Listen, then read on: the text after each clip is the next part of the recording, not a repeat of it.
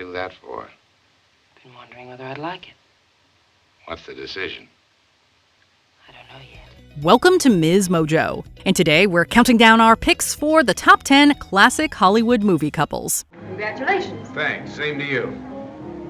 Stay around and watch the fun. You'll enjoy it immensely. For this list, we're looking at the most believable, compelling, and memorable screen couples between the 1930s and 1960s. Did we forget to mention your favorite movie pairing? Let us know in the comments below. Number 10. Myrna Loy and William Powell, the Thin Man franchise. Pretty girl. Yeah, she's a very nice type. You got types? Only you, darling. Lanky brunettes with wicked jaws. In the Thin Man series, literary characters Nick and Nora Charles were given the big screen treatment by these famous co-stars. Myrna Loy and William Powell have never been better than in this great collection, and they were paired up for 14 different films over the course of their acting careers. Take care of yourself. Oh, sure I will. Don't say it like that. Say it as if you meant it. Well, I do believe the little woman cares. I don't care. It's just that I'm used to you, that's all. This franchise in particular sees a lot of witty banter between the two, which allowed them to breathe so much life into the married investigators. Having made 6 entries together, the performers became an ingenious tag team by the end of their historic run. Loy and Powell bring a light touch to these comedic mysteries that just can't be beaten. Back to California, huh? My soul, woman, I give you 3 murders and you're still not satisfied. Oh. Well, if you insist. Number 9. Elizabeth Taylor and Richard Burton, multiple films. Few pairs have captured the tremendous highs and staggering lows of a relationship like these performers. Myself am moved to woo thee for my wife. Moved? In good time. Richard Burton and Elizabeth Taylor were married on 2 separate occasions, making their legacy on film even more volatile and unforgettable. They share the spotlight on the famous epic Cleopatra, which sees their complex union as a highlight. The love you followed is here. To be had upon payment of an empire. Without you, Antony, this is not a world I want to live in, much less conquer. Their ability to chew scenery made them marvels back in the 1960s, never boring audiences with their intense passion in every scene. Who's Afraid of Virginia Woolf features them in top form as a broken couple with a dark sense of humor. While they didn't last in real life, the fiery duo endures on celluloid forever with their visceral talents. You can stand it. I cannot stand it! You can stand it. You married me for it. Number 8. Bette Davis and Paul Henreid, now Voyager. Bette Davis stars in this film about a woman who breaks free of her mother's manipulative control and finds connection with an unhappily married man, played by Paul Henreid. Many, many thanks to you. Thanks for what? Oh, for sharing my carriage today, and for walking my legs off sightseeing, and for lunch, and for shopping, and for helping me feel that there were a few moments when I almost felt alive. The romance features Davis's character Charlotte finally embracing life after opening up to Henreid's Jerry on the cruise where they meet. The two end up stranded in Rio de Janeiro and develop a bond. But you'll be busy. Oh, my business can wait. And we did start off on a tour. We started off with somewhere. Bette Davis once again proves that she is one of the great stars of classic Hollywood, with her scene partner providing ample amounts of charm. Full of nuance and chemistry, the moving conclusion puts their love story into perspective in a special moment under the night sky. And will you be happy, Charlotte? Oh, Jerry, don't let's ask for the moon. We have the stars. Number 7. Shirley MacLaine and Jack Lemmon, The Apartment. Billy Wilder has made his fair share of classic comedies, but The Apartment might be his finest romance. You know what we're gonna do after dinner? The dishes. I mean, after that. What? You don't have to if you don't want to. Oh, I don't. We're gonna finish the gin game. Oh. Yeah, so keep a clear head. Shirley MacLaine stars as an elevator operator that crosses paths with Jack Lemmon's clerk. They gradually build a compelling relationship in a complicated office setting that's full of deceitful executives. The mirror, it's broken. Yes, I know. I like it that way. Makes me look the way I feel. MacLane's Fran and Lemon's Baxter are both nuanced characters, each able to laugh through the pain of their existence. Wilder's dialogue puts them in real situations that bring out their faults, rather than making them caricatures in an average rom-com. The ending serves as a triumphant moment for the leads as they reunite over a card game. I love you, Miss Kubelik. 3. Queen. Did you hear what I said, Miss Kubelik? I absolutely adore you. Shut up and deal. Number 6, Claudette Colbert and Clark Gable. It Happened One Night.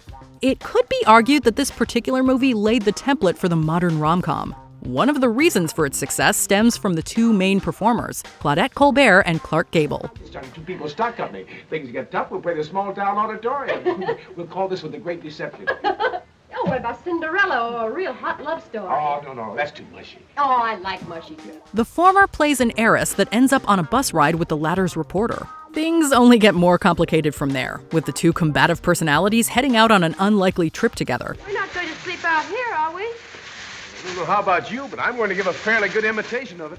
They both play the comedic moments well while leaving room for romantic growth. Colbert's character initially clashes with the brashness of Gable's before finding ways to break out of her shell during the plot's high points. Frank Capra's classic won multiple awards and also earned Oscars for both of its lead actors. Proved once and for all that the limb is mightier than the thumb. Why don't you take off all your clothes? You're going to stop 40 cars. Oh, I'll remember that when we need 40 cars. Number 5, Lauren Bacall and Humphrey Bogart. Multiple films. Humphrey Bogart was a Hollywood veteran by the time he met and fell in love with young starlet Lauren Bacall. They worked together on the Hemingway adaptation to Have and Have Not, which showed off the latter's ability to go toe-to-toe with the older actor. You know how to whistle, don't you, Steve? You just put your lips together and blow.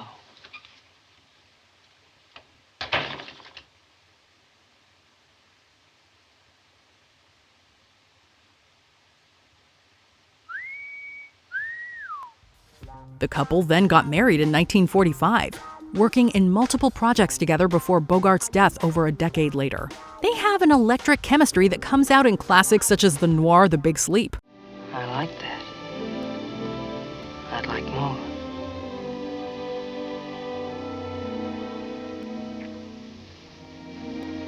That's even better. Bacall brings out an energy in her counterpart that gives their dramas an extra edge. Even though they had a significant age gap, there's no doubt about how skillfully they managed to intrigue audiences. Listen to all those ifs. We'll skip all the ifs. I get the idea, and that's all I need. Number 4, Vivian Leigh and Clark Gable, Gone with the Wind. Starring in the most epic of all Hollywood movies, Vivian Leigh and Clark Gable are an undeniably compelling pair in Gone with the Wind. Of course, I'm fond of you. Fond of me? Well, if I said I was madly in love with you, you'd know I was lying. But you've always said we had a lot in common. Yes, you're right, my dear. I'm not in love with you any more than you are with me. Heaven help the man who ever really loved you. Leigh delivers a star-making role as Scarlett O'Hara. Her outspoken character meets her match with the dashing Rhett Butler, played by the always charismatic Gable. Sir, you are no gentleman. And you, miss, are no lady. Oh. But don't think that I hold that against you. Ladies have never held any charm for me. First you take a low common advantage of me, then you insult me.